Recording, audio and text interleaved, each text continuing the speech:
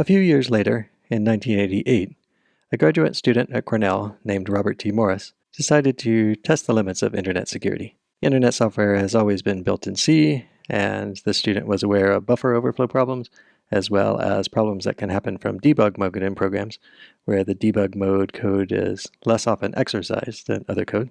And he found some problems in the SendMail program that is used to send email between hosts, and in the FingerD program.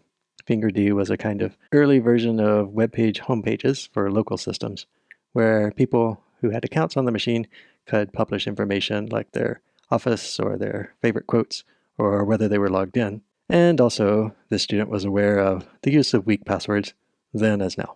So he built a botnet-like program, which makes it a worm because it would try to infect other machines and then have the infections on those machines spread out to the machines they were connected to, and so on.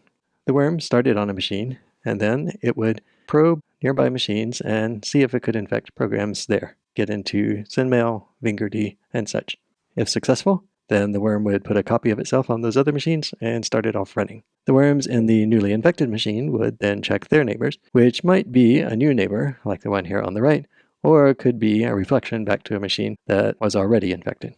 In that case, this worm could just move along and not try to reinfect a machine that's already infected, but figuring that some network administrators might try to protect against his worm and make it look like it was infected and when it really wasn't, then the worm decided to reinfect other computers with a probability of 1/7. So the idea here was you would reinfect a machine just in case, but the 1/7 factor would make it unlikely that things would get out of hand. He would only occasionally reinfect a machine, and so on.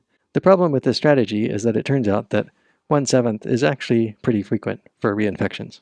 And as these worms spread and compound, then they very quickly got out of hand, with machines getting infected and reinfected, and their reinfections causing many more reinfections, and so on.